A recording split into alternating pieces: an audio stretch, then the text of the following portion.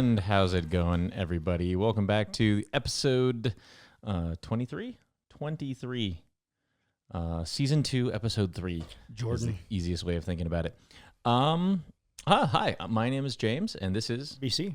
And we're here to talk more about, what's the topic today? Well, we're going to continue a little bit about AI and how that's going to impact all of you. Yeah, so this is kind of a continuation. Last time we wanted to talk about what AI was and how does it work and what do we kind of see it in terms of like some of the, I think we covered some of the risks on security. Mm-hmm. And basically, we went over what it was and what it wasn't. Yeah. But we really didn't get to what that means for all of us. Sure, right? Sure. I think most people want to know, what does it mean for our lives? How is it going to impact the future of work? We have a lot of things on the horizon other than just AI. I think AI is what I would consider an enabling technology, but it is not the end technology. The end technology is all the people that are using AI in the various applications in the industry, in a variety of different segments. We'll kind of talk through a lot of those today. Yeah. Where do you want to start? Well, I think AI moving forward is going to be a fulcrum in the same sense that glass was, in the same sense that indoor plumbing was, the ice engine, the internet, right? I call that a paradigm shift. Like it's a full tilt, different way from the way everything worked before that moment to how everything worked after that moment in time. Absolutely. Before we get to that, people are going to point out that I'm not wearing my trademark beanie. The reason is I forgot. That's okay. I think the hat works. We are not endorsed by Happy Dad. Although is Happy Dad an actual brand? I've never had Happy James. Dad. Dude, I don't drink. I don't even know what that is. Is it alcohol or is it the seltzer water? It says seltzer, hard seltzer. It is alcohol. Okay, I don't even know who that is. So I don't drink. We're not sponsored by them. But if they want to, Happy Dad, reach out to us. So back to the topic at hand. I think a lot of people are concerned.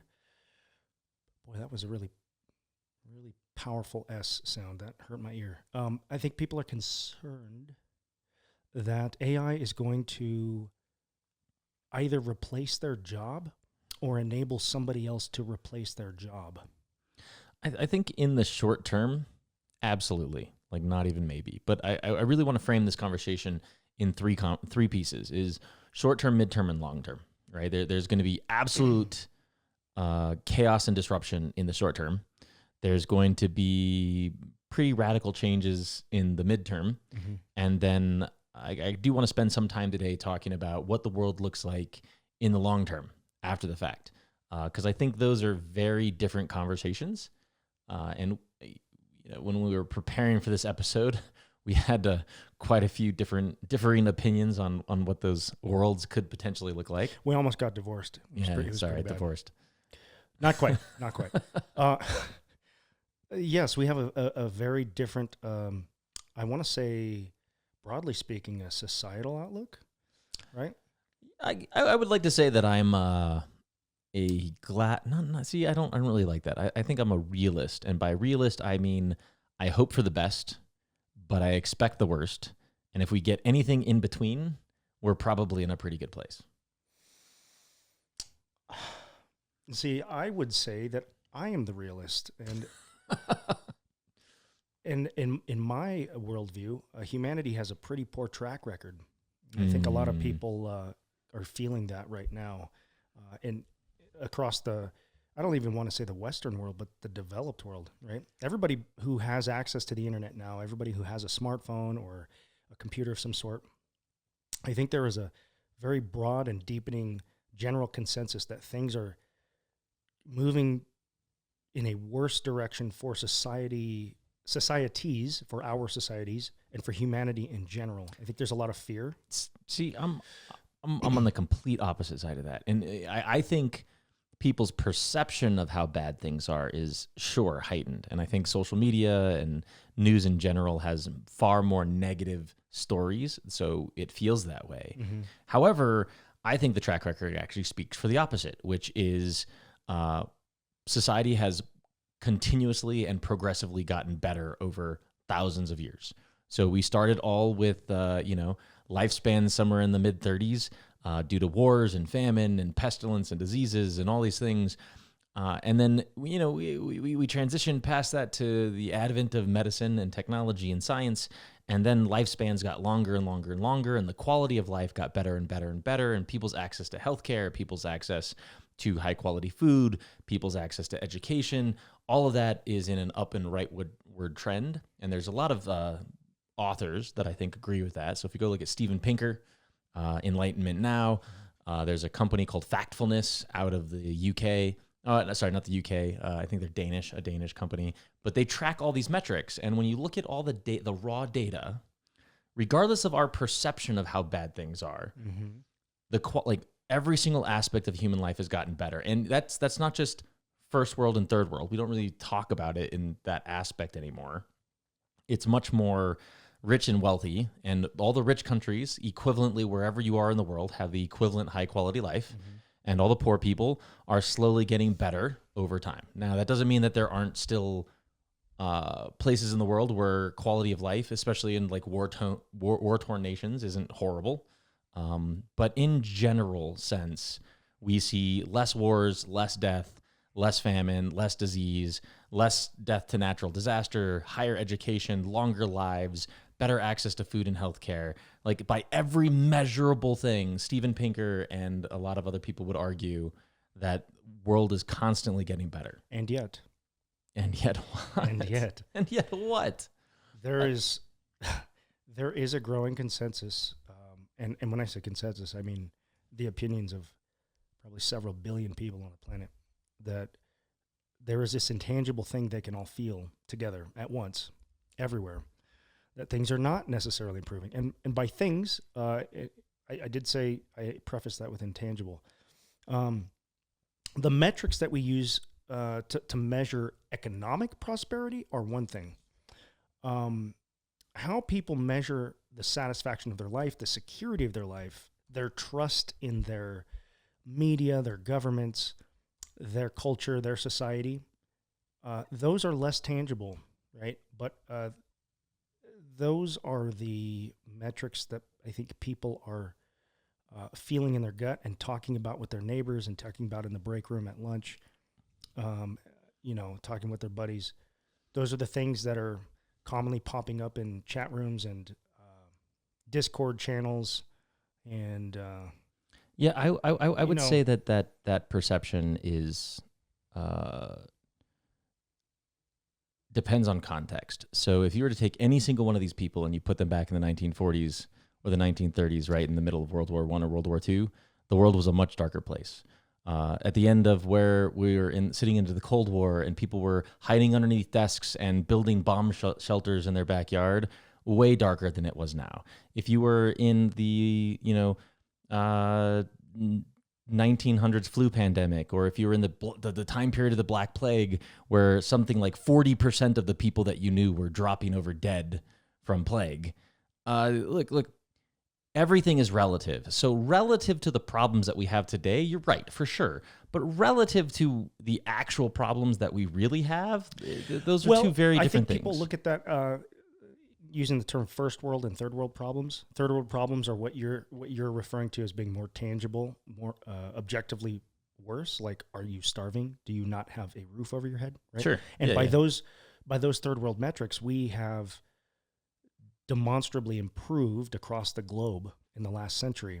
That's indisputable. But what is not improving is mental welfare, a sense of well-being, a sense of self-worth, a sense of hope in the future. Those are objectively dropping, and we're seeing those in studies from Europe. We're seeing them from, our Ivy League universities.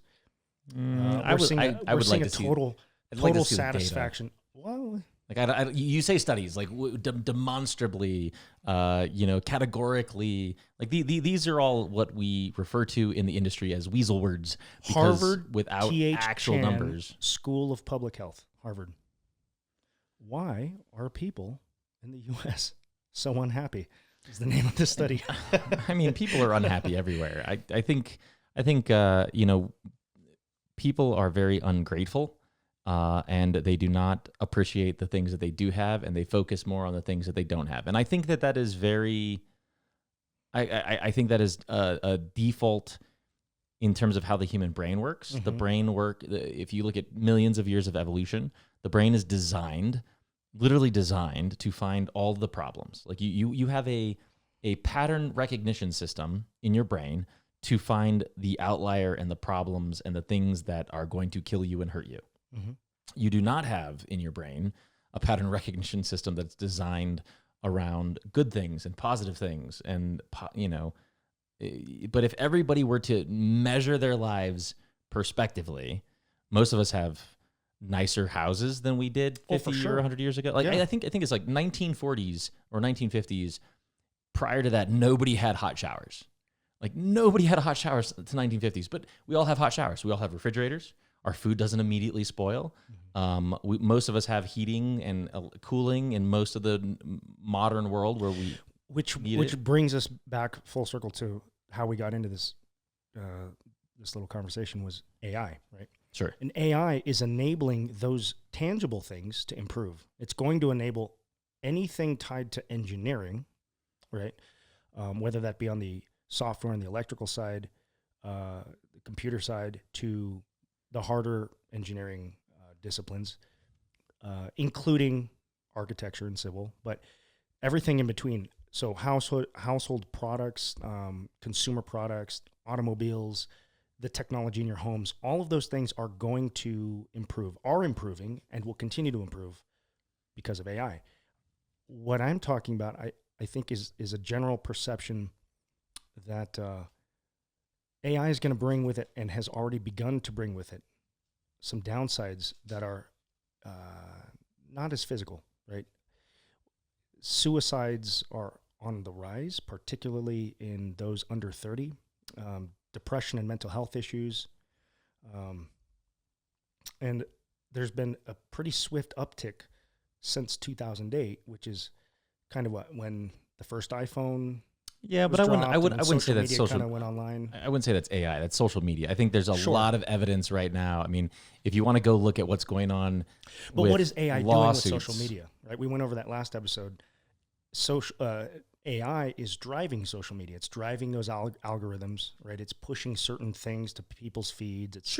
It's bringing things to the forefront of their consciousness continually. Yeah, but again, that's people are now, so historically people would go after the big social media companies because of the content that they had. Oh, look how bad your content is. Yeah. The current lawsuit against Meta and other people in the tech space right now is going after the algorithms, right? If there's a young girl who has suicidal thoughts and she puts in something about suicide in her social media feed on TikTok or Facebook threads or any of the various different, YouTube, name any one of them here, it will continue to feed similar content to that person because that person keeps watching it, because it is designed to fundamentally maintain somebody's focus.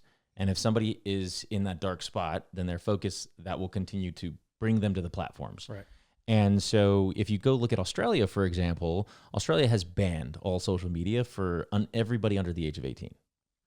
So I think if I agree with you that social media and some of these other technologies are very negative. But the easiest way the other thing to think about is we haven't had these technologies for very long. 2008 is not that long.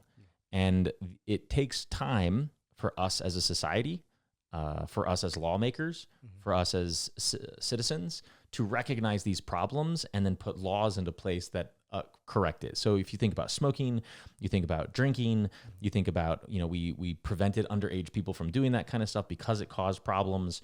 We force everybody to wear seatbelts because of the safety mechanisms. I honestly have a feeling that there's going to be a radical shift in most of these social media feeds in the next 3 to 5 years because of these lawsuits. That will hopefully shift that, but I don't think that's just because you can generate the content with AI. It doesn't mean that AI is the algorithm that's driving that bad behavior. It's literally the social media companies that are driving that bad behavior. Okay, so it's not an AI issue. I don't think that's an AI issue. I mean, algorithms are algorithms, right? You can use AI in a positive.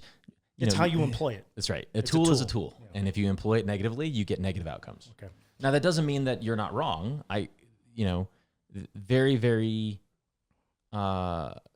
negative in terms of the total number of suicides up in both young men and women in the last several years. Yeah. Like that's an uptick that I think most people recognize as fact. So the question then is what is causing it, and how do we as a society prevent it? Now, the point of this episode wasn't really to get into that conversation. We'll have to maybe cover that in another episode. But one of the things that I'm very passionate about is I feel that mental health institutions early on in the United States, well, not early on, probably in the last 50 years, got a very negative connotation to them. Bad rap. That's right. And so we shut down all of the mental health institutions. Dang it, Reagan. But a good friend of mine, he works at a prison, and what he was saying is there's people with mental health issues, and they get picked up by the cops, and they get sent to prison for a couple of weeks or months, and they get on to meds that are provided to them by the state, and their mental state is put into a much better spot. They become productive members of society, and then they get released from prison, and they don't have healthcare, and they don't have access to drugs, and they're not forced to take their pills every single day, and they revert back to where they were. That forced them to get picked up again and introduced back into the system, and it's a vicious cycle. Which brings us to another rabbit hole when it comes to AI, and that is the balance in society between individual rights and the desire to keep society safe from individuals, right? And I think what a lot of people are concerned about is the tipping point. We are closer to that than we've ever been. And what people are afraid of is that authoritarianism can take hold once again, despite all the work that was done in the last century, really, globally. And I think people are concerned that those with the greatest amount of influence in the AI space will have an outsized amount of weight to throw around when it comes to legislation, and possibly an outsized amount of influence in the direction that the power of government goes, right? That point you just made, those people are not able to take care of themselves, and it requires government to force them to take their medications, to stay on track with their programming, and they can't do it on their own. But whose choice is it, and whose decision, whose say is it to say, hey, James, I don't think you're right in the head. I think you need to take some medication, right? Yeah, I think that's not a conversation that I really want to get too close to, because I think that you want psychologists involved and doctors and family, but there's a lot of scenarios where the authoritative governments that we have are like, oh, just let people be, and they're sitting around in a park shooting up drugs, and their family's like, I wish we could do something. We can't do anything about our son or our daughter or our brother or cousin or uncle that's doing all these things. We wish somebody from the government would come in and help us, but because they're allowed to do whatever they want, because they're free to do whatever they want, they just choose to sit in the park shooting up drugs. So there's two sides of that argument, and it's a very nuanced conversation. Oh, very, very. But I think, to your point, we saw a lot of the authoritative government stepping in over COVID, right? You had experiences of that, I think, in Australia and in the EU. Everywhere. The United States. Even some places in the United States, for sure. But I think, in my opinion, freedom and the ability to choose to live the lives that you want is always sitting on a knife edge. And it is up to us as a free society to constantly push against that edge and ensure that freedoms survive.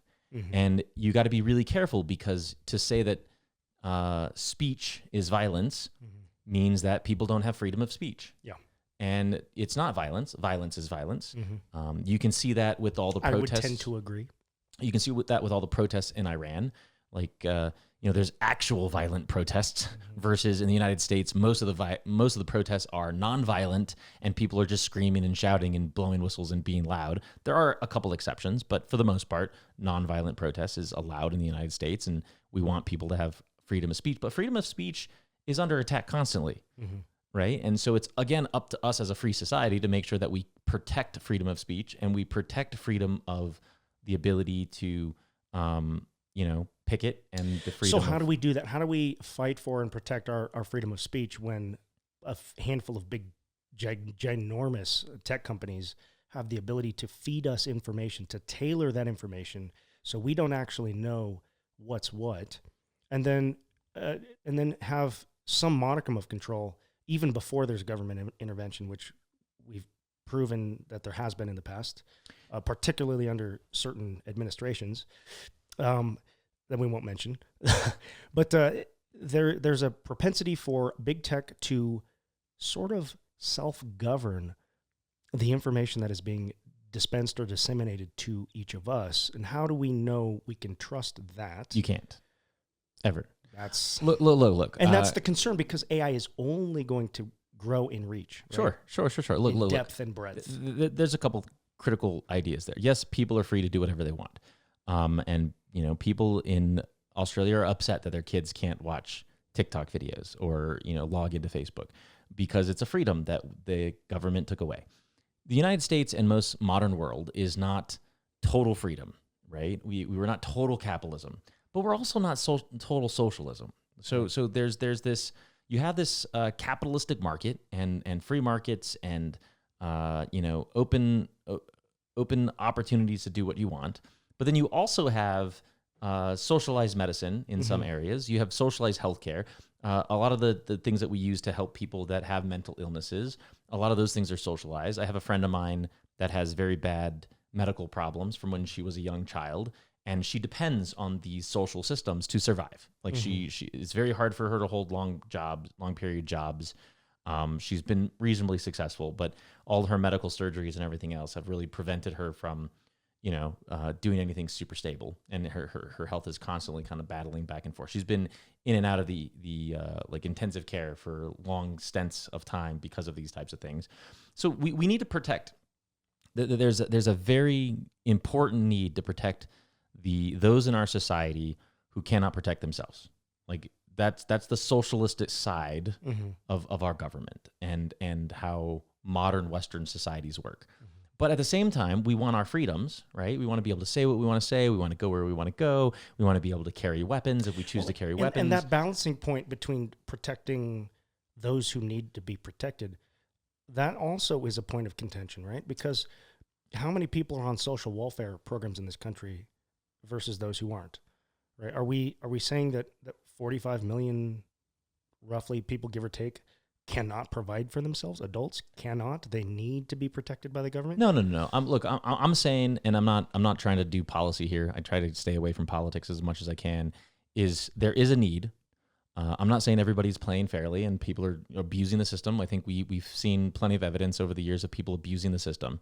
But it is our job as a society to find out, to prevent people from abusing the system, to focus on helping the people that actually need that help, to push back when governments get too controlling, to open up when there's too much control in certain markets. So we need to unlock certain markets, and you see this back and forth all the time.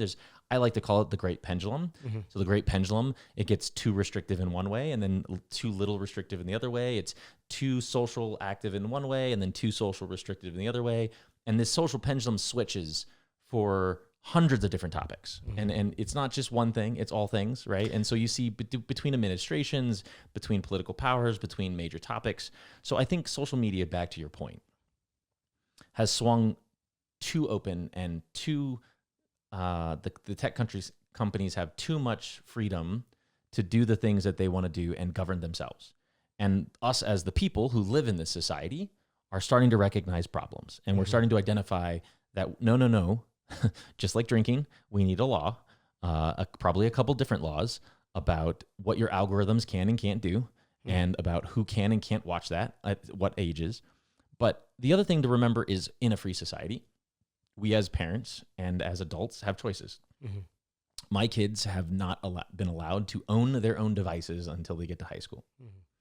So when everybody else in my kids' elementary school and middle school had a phone, they were all watching YouTube and videos and, just texting each other incessantly. And all my kids were, Dad, I can't do that. I can't talk to my friends. You know, they're watching videos that I don't get to see. How come I can't watch that? And then when my kids got to high school, they got phones, and those phones gave them access to text only the people on their allowed phone list. And it gave them access to call us if they needed to pick us up, but it also allowed us to track where they were, so we can figure out, if we needed to pick them up, or, if they decided to walk down to the supermarket to pick up a drink, so we would pick them up at the supermarket instead of at the school. So it gave us a lot of flexibility. And then when my son turned 18 and graduated high school, he unlocked his phone, and he never enabled social media. Like, he has some of the apps for scrolling for like TikTok for videos and stuff, but he doesn't use a lot of the other social media aspects. Now, I'm not saying that that's healthy. I talk to him pretty regularly about, hey, watch your time. But I talk to myself pretty regularly about screen time, and my wife, and I'm a tech guy, so I use too much of my phone sometimes. And a crazy person. Yeah, definitely that. But so we still have control of our own lives and the people around us. I think in a nutshell, what you're getting at is that freedom should, by necessity, come with a little bit of responsibility. Absolutely, right?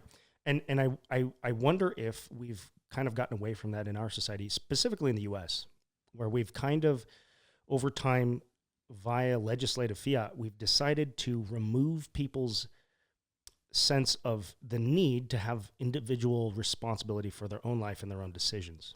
I think I agree with that. Yeah. The whole soft on crime thing over the last few decades, I think, is kind of an outstanding example of that. But even the social welfare programs, right, is another version of us saying, you know what, we'll take responsibility for your decisions in your life, and we'll help you out. Even though Joe Schmo over here, he's bleeding through his nose in taxes every year, and he's struggling to feed his family. But I'm bleeding through the nose in taxes. Thank you for taking my money, folks. I probably pay more taxes than most. I apologize. Yeah, I apologize, and I don't apologize, but I apologize. I have way too many taxes. It's your white privilege. Oh, I wasn't supposed to say that. You know what? No politics here, sir. It's your tax privilege. It's your privilege to pay more taxes. It's my privilege. Look. I think there is absolutely economic privilege in this country. There always has been. Sure. I don't think it's trying to get off of politics as quickly as possible, but I really don't think it has to do with race or ethnicity. I think there's plenty of people that came from underprivileged backgrounds, sure, that have been very, very successful in America. That's the whole American story. I think we've lost a little bit of that in some of the recent years, just because of certain welfare systems that I think promote bad behavior. We could talk about that on another episode, but I think overall, nobody would argue that the richest people in the country have lots of privilege. Yes, and for me, I think people try to create a racial tension that is not necessary. I think it's less of a racial tension, and it should be more of an economic tension, because it's more class warfare, right? Exactly, it's the class haves warfare versus the have-nots. 100%. I think that's a more classical story, and more broadly accurate. Yes, at least in American history. Yes, we do have a very strong there's a racial component to our history, but we also were able to move through that in like record time, as opposed to most of the rest of the world. I agree with that. I think let's pull this back a little bit to get back to the AI topic, because I think that's important, because I think all these actually apply to the AI topic. So let's talk a little bit in terms of like where the future of AI goes, right? And LLMs, large language models, as we discussed last time, is just a small piece of AI. So there's all the other things that they're building around AI that is going to make AI useful. And some of those things we've seen already, which is like self-driving cars.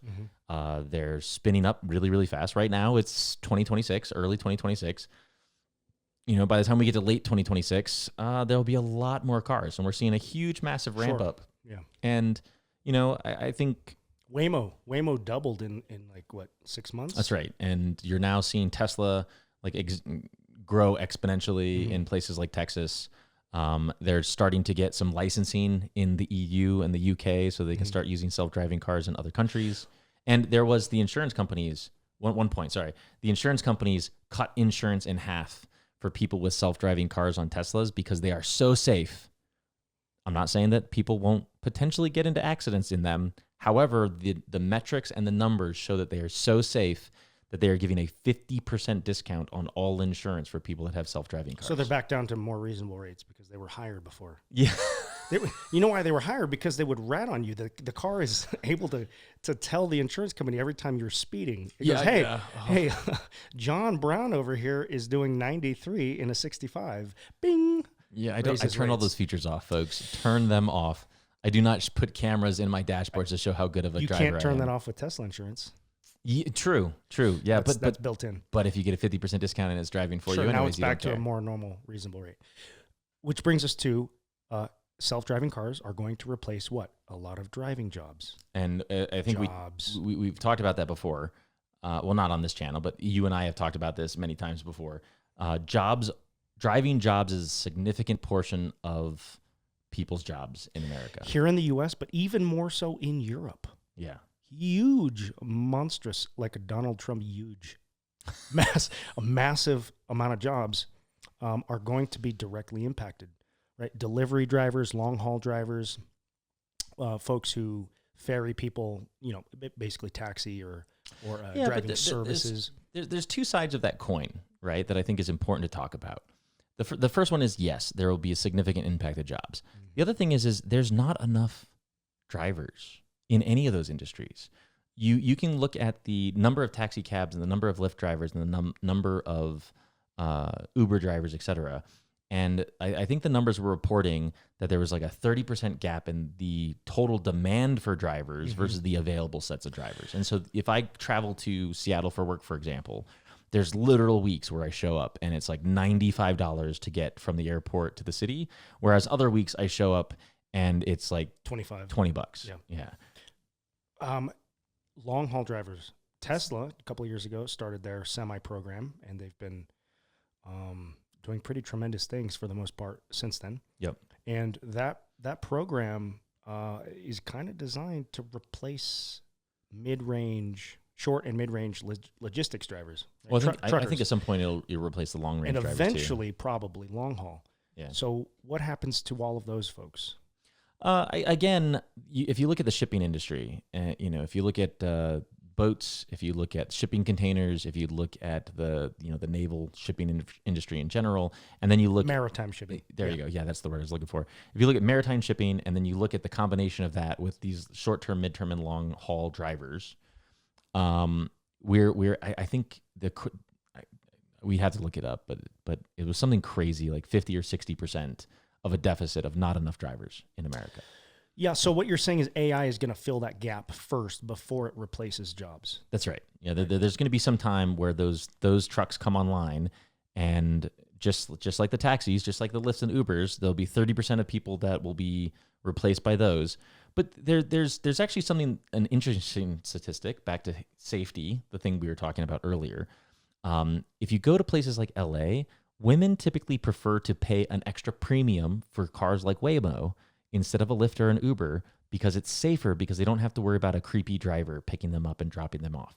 Sure, I can see that. And so not only the insurance companies, but there's a lot of people that actually use these services regularly that feel safer because they don't have a random person that's just driving them around. I'm more concerned for logistics drivers, professional drivers, rather than like the Uber Lyft types, because a lot of those folks are kind of double dipping. They're part-time doing the driving thing. They're doing other things. I understand there are some that do that full time, but that in and of itself is a relatively new industry. It's not nearly as deeply entrenched. Sure. And people who are doing that have far less investment into the trade than, say, somebody who owns his own Peterbilt, right? Who's owner operators, or right, people that are on Teamsters. So I'm concerned about those folks. Now, in the history of improving technologies, right? If we go and look back at the Model T and the Model A and what those represented for the horse and buggy industry, and how those people were suddenly like, WTF, like nobody wants my services anymore. I need to go do something else. We've seen throughout modern recorded history, we've seen jobs disappear, sometimes effectively overnight, right? Sure. You and I had talked about people who worked using looms, right, in the textiles industry, and suddenly they were effectively replaced. Yeah, so this is the point that I want to take is historically you look at technologies like ATM machines, or you look at looms, or you look at printing presses. There's a bunch of different technologies that are in this category. But everybody said that the second you create a loom, you're going to lose entire industries. And you're right, you did originally. But then all of a sudden, because there was such a shift in paradigm, right, a big shift, we have more clothes today than we do at any other point in history. And there's more jobs making clothes today than there is at any other point in history. So yes, there will be shifts. I look at the internet as another big one. Oh, all these jobs are going to be gone. Well, 95% of all jobs in the tech space didn't exist in the year 2000. So in the last 26 years, 95% of all the jobs that we have today invented themselves because technology enabled new jobs. Counterpoint to that, and I think a reasonable reason for concern is that AI is threatening to do that. It's threatening to shake things up and be disruptive in thousands of spaces all at once, not just one at a time, right? You're not talking about railroad builders having to go become road builders and horse and buggy guys now having to go work for Ford or Chevrolet on a industrial manufacturing line, right? Now you're talking about hundreds, if not thousands, of different related and unrelated careers all together at various levels of our culture, all being impacted all at the same time, all being replaced. I think the fear is, well, what happens when 40, 50, 60% of your population is suddenly impacted in a way that prior, when there was a disruptive technology, it was 5%. Yeah, I think there was larger percentages. I think there's some evidence of some technologies being more like 15 or 20%. But you're right. I think you're right. I think, but this is definitely going to be the biggest by far. The biggest absolutely change. And we're not even talking about the most radical change right now, which I think is Androids. So if you go look at the Tesla bot Optimus and where it was last year versus where it was the year before versus where it is now, they spent a ton of time in articulating the hands, and these things can crack eggs. These things can work on factory floors. They can work in warehouses. They can fold laundry. They can make omelets. They can do yard work. So they're developing proprioception. I don't know what that means. That's crazy. Well, internal motor sense of like where you are. Yeah. Okay. In the world, and all this. Yeah. It's like us as an individual. So sorry, this is where I get to ask you to explain terminology. So us being in the world, we have a perception of the world around us. I know when my hand is behind my head. I don't even have to see it. I can feel it. So these robots are. Yeah, that's proprioception. Are understanding 3D space just as well as an actual independent And when entity. they bump into something, right? They know, oh, I've touched something. I need to back off. Yeah. Or, oh, I've touched something, but there's a little bit of give. Is that necessarily a problem versus not a problem? Where is that threshold? Sure. So they're working on that programming as well. Long story short, these bots are going to be very advanced in the next couple of years. Yeah, and I think that the critical factor about these bots is it's not just replacing one job, right? Is if I make an AI program smart enough to be a brain surgeon, I don't have one brain surgeon. I have every bot on the planet is an expert brain surgeon. If I have somebody that is a bricklayer, and it's a very specific skill to lay bricks, every robot is a bricklayer, right? So we're not just creating new people. We're creating the perfect person, highly skilled people across the entire industry. Which is the problem, right? Because now which is problem. I think that's the problem. That's in the short term, if we want to call 5 to 10 years the short term, right? In this 5 to 10 year period, we're looking at a lot of what have classically been skilled jobs, not just in the white collar space, not just in the blue collar space, but overall, broadly. A lot of folks are going to find themselves competing against a robot who is every bit as sharp as them, has been programmed using the cumulative wisdom and experience in their industry that can be found on the internet, right? Which is not everything, because there is something to be said for individual but once the bots can learn from experience, they'll see that and then they'll learn it. But that's the issue. They're going to be really, really good. So now they're really, really, really good, and they don't get tired. And charging technologies are going to be improving exponentially as well. So we're going to have bots with longer and longer work periods and shorter downtime. Well, I mean, right? you can just swap out your battery. Your downtime's 30 seconds. Just buy 2 batteries. Yeah, right. So, but that's even worse. That's worse for the worker who's having to compete against that bot. So what's going to happen is certain people are going to learn to take advantage of that labor of those bots. They're going to Sure. be able to invest in buying those bots and putting them to work for them, right? Absolutely. But then you have an outsized advantage, a competitive advantage against the little guy. The little guy is the one who cannot afford a bot yet. He's still going to work with his son or his nephew. He's still working, 12, 14, 16 hours a day, breaking his back and wearing his hands down to the bone to feed his family. That guy's now competing against a guy who could afford 500 of those bots or 100 of them. And those bots are each outworking him. So before long, he's going to find himself, regardless of the trade, right? It could be plumbing, electrician's work, carpentry, any of the, what we consider the trades, right? Welding.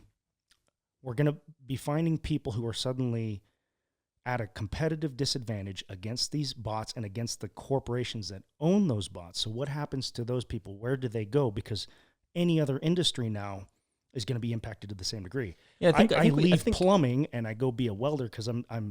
I think we need to be very careful with these statements, right? I'm just saying that's the fear. I'm not saying that's what's going to happen, but that's what people see coming. Sure. Right? So let's talk about the other side of that, right? The other side of that is if you go to most of the industrialized world, we are seeing radical decreases in population curve. Like the United States has an upwards population only because we have immigration, right? If you go look at Japan, Sadly. you go look at Germany, you go look at China in terms of the inverse population curves that they have. Experts are absolutely recognizing that there is going to be a massive shortage in labor across all possible fields, which means these bots, just like the trucking industry, are going to be filling that gap first. That's number one. Number two, I think the other thing to think about is humans drive human behaviors. At the end of the day, all these corporations are serving people. If there is nothing to do at the end of the day, and if there's no money to be made, then they're not serving anybody. So ultimately, you can't have a corporate overlords that do everything and then completely forget everybody else, because society has taught us over thousands of years that when we forget the entire bottom half of the culture, which is why we have social programs in the first place, you get revolution, you get revolts, you get people bring guns to the bar fight, all these things where there's huge possible of social disruption. So yes, you are correct. Those things are absolutely concerns. And in the short run, as we try to adapt to these things, there's going to be a lot of chaos and turmoil and issues. So is that an issue then is that a legislative issue? Legislation is a part of it, Right. because it's not everything. It's part of it. The other thing is us, again, making responsible choices by picking the technologies and the people that we want. So a good example of that is I was on a flight and I had this conversation with AI with a flight attendant, and he was getting very mad at me because he was like, "You want AI to do my job?"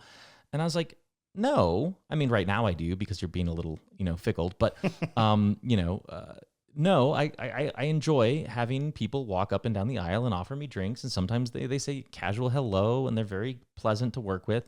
But if it was that or a bot flying the plane where the pilot had an argument with his wife, or he went drinking last night, or he didn't get enough sleep, or like even today, most people don't realize that the pilots take off and then they land. And the majority of the time they click a little button and it's on autopilot the majority of the way.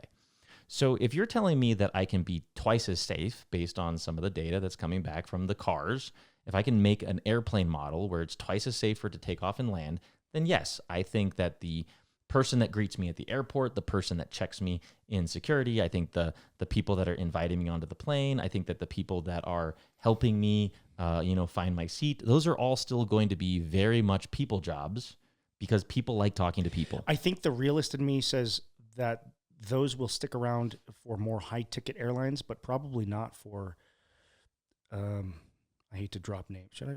No. It's for low-ticket airlines. Just leave it at that. Low-fare airlines, right? I think we'll be the first to probably boot some of those positions. They're going to go the same way. I mean, they're not super widespread yet, but there are already cities in America and across the globe that have baristas and servers being replaced by robots, right? Sure. And it's not a super great experience for the customer, but it doesn't matter because the corporation says, "Hey, I'm saving 60, 80, 120 grand a year on, everything that it costs to employ this person, workman's comp and insurance and Sure. liability and all that, wages.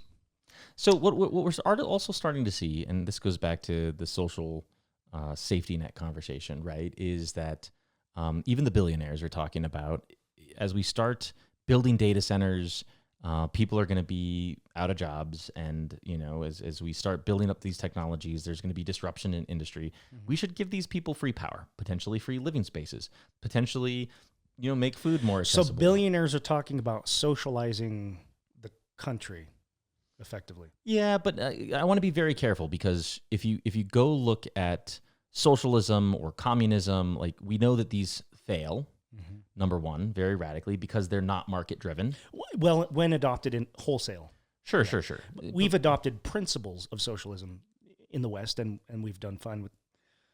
But that goes back to my blend of, we have capitalistic tendencies with socialistic safety nets. Like, we're a blend. We're not pure one way or the other, and we're constantly finding the right balance. So I think this, again, is us trying to find the right balance between where those capitalistic tendencies live and where we need these social safety nets to be successful. So there's a little bit of legislation, there's a little bit of social pushback. There is, I guarantee you, just like Whole Foods, like organic everything, you'll have entire corporations that have a human element where every single thing made by our corporation is made by humans, and it will always be made by humans. But it's going to be a high dollar, high priced service or good is the issue. Sure. So a lot of people are not going to be able to afford that. Yep. Anytime anything is deemed a good thing, it suddenly gets expensive. So right? I agree with you. So again, let's go. We can agree that short term and midterm, there's going to be a lot of turbulence, mm-hmm. right? But I want to pause for a second, because I really want to focus for the long term, right? The long term is, what happens when you have enough robots that do all the mining, all the forestry, they work in all the warehouses, they work in all the construction. I buy a robot and I say, hey, I want a swimming pool. And it's like, these are the costs of the raw materials. Do you want me to go get them for you? And I'm like, yes. Mm-hmm. And it goes and rents a truck and a trailer and goes out and mines all the materials. And it does the work for you. Does all the work for me. I go on a vacation. I come home and I have a swimming pool. Sure. Right? If you can grow that out enough across society, and a lot of the people that are making robots are not talking about 10 robots or 1,000 robots or 10,000 robots. They're saying, if every person on the planet has at least one robot, so billions of robots, everything becomes easier, because we spend so much time washing dishes and making food and going shopping. And like, now there's an argument that we started this whole conversation with, of like social or mental health. Mm-hmm. What happens when robots are doing everything and we don't have to do everything? That's a different conversation. Yes, it is. Absolutely. But I think that, the idea is GDP is typically measured in the amount of work that a culture and a society and a nation can do. And if we have robots, we have the potential of unlimited GDP up until where we need it. And 2 points there. GDP is not a measurement of happiness, which is a problem. For sure. And secondly, well, I don't know. Problem. Again, it's just long different. term, you're talking about a period where everybody's got a pet robot who can go work for them. What happens? I think most people in America, at least 50, 60% of us, are currently already living basically paycheck to paycheck, right? Sure. And so the concern will be, well, I can't afford a robot yet. Let's say it takes me 5 years to save up for a robot. In the meantime, I'm competing against robots, and you're buying robots and doing more work. So that separation, the disparity between the haves and the have-nots is going to grow exponentially. I think that's the fear. Well, we got to be very careful about fear versus reality, because there's the total extreme. But fear is important in society, and fear does drive our motivations and our reactions and our actions and our legislation. So sure. Fear is not to be discounted. Sure. But I think people overreact all the time, but overreaction is a good thing. And I'll give you an example, because, people are overly upset. I think I'm going to piss a lot of people off, overly upset about climate change. If you want to go see my climate change episodes, please do. But look, the people that are fixing climate change aren't the people that are buying paper straws, and they're not the people that are, trying to get an electric car. They're the people that are inventing the technologies, that are creating new solutions. And there's this kid, my wife always makes fun of me for getting his name wrong, Boyan Slats, I think is his name, but he's literally this He started off as this 14-year-old, and then he built an entire business around cleaning plastic out of the ocean, right? And so they have all these big barges in the middle of the ocean. They plan on cleaning all the junk by, I think the early 2030s. Good luck. No. They found that most of the trash is coming from very specific oceans or rivers. Well, fishers are a big one. Fishermen. For sure, because a mass majority of it is like fishing plastic, nets and buoys and all that. Commercial kind of stuff. fishing. We're not talking about Mom and pop shops. Yeah. Yeah, we're not talking about dad throwing back a rod and reel. Yeah, no, not at all.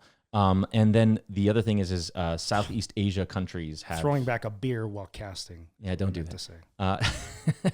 Well, I mean, you can't do that. But yeah, so it's all these things that are causing this plastic. So again, look, I'm not trying to get too far off topic right now, but the way of thinking about it is it's the one or two people that actually make the biggest shifts in our society, not the mass society. But it is because of our fierce reaction to it that drives those one or two individuals to make those radical changes. But again, fear is part of perception, right? And perception is everything, right?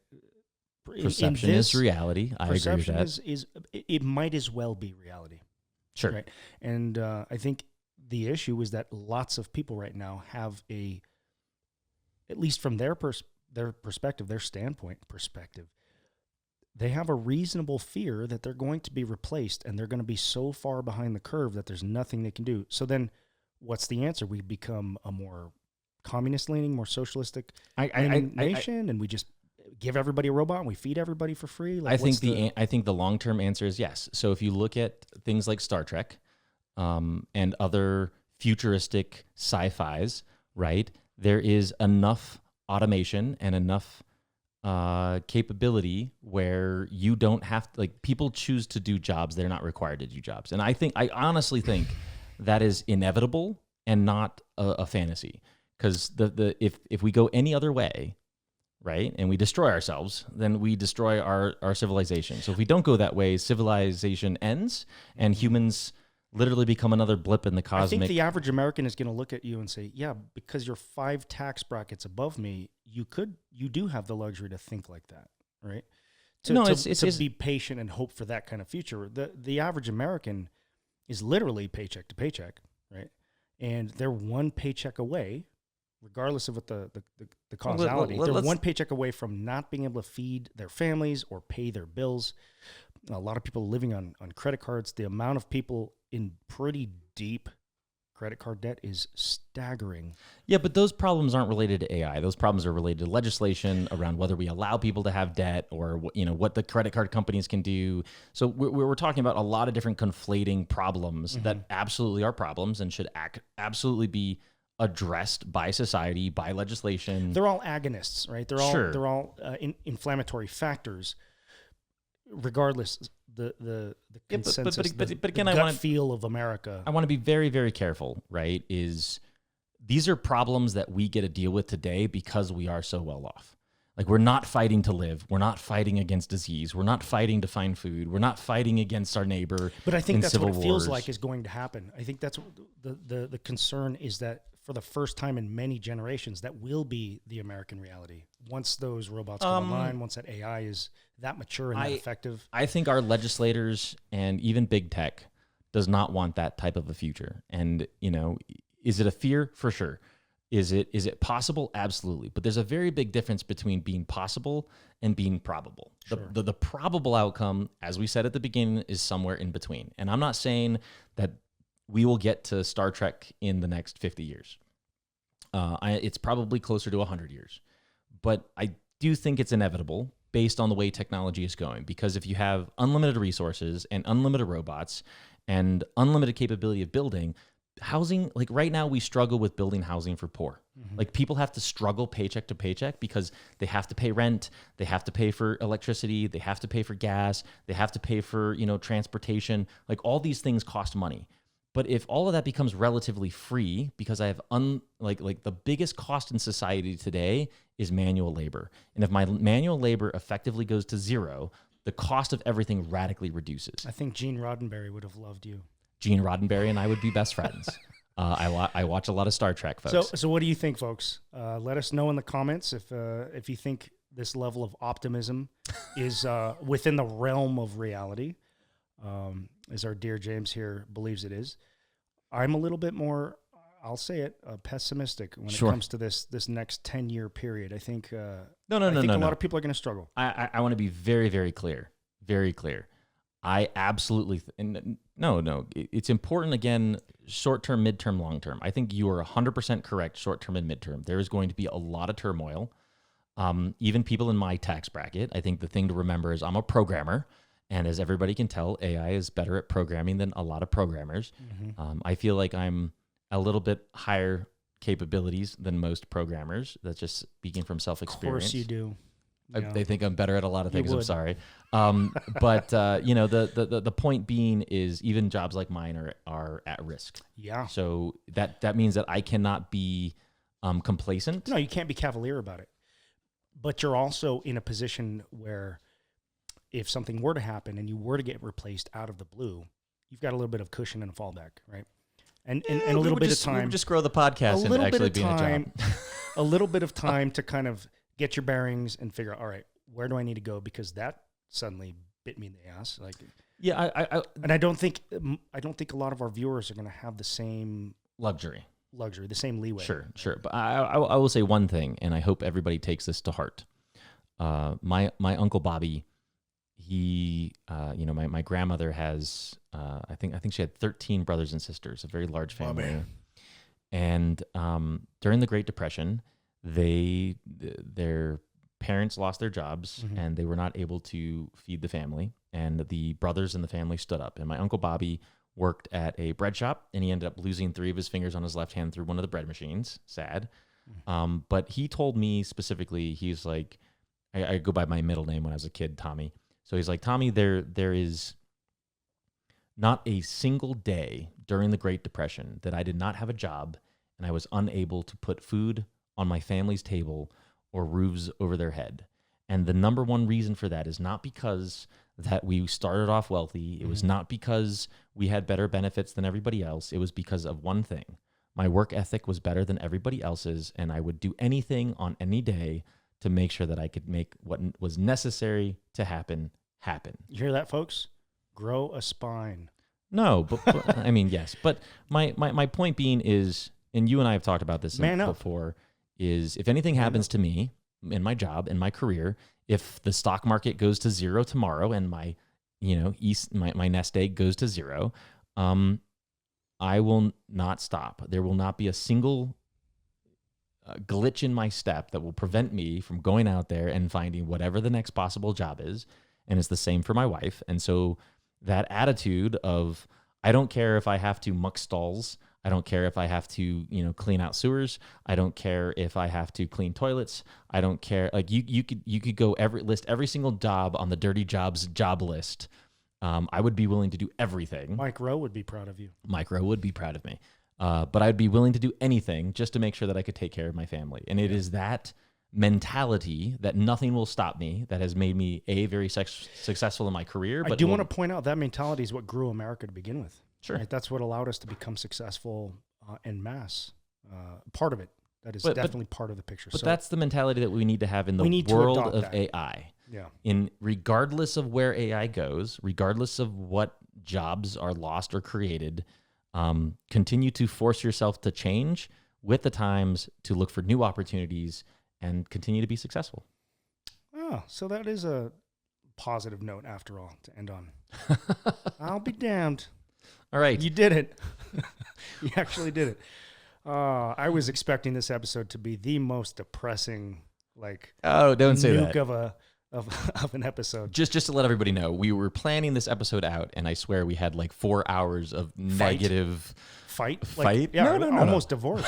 Like I said in the beginning, we almost separated right then and there. So with that, folks, we'll leave you with this. Again, write your comments in the comment box below on whether you think optimism or pessimism, where you kind of sit on that whole thing. And we will see you next time on Perspectives. Yeah. Did you forget how to...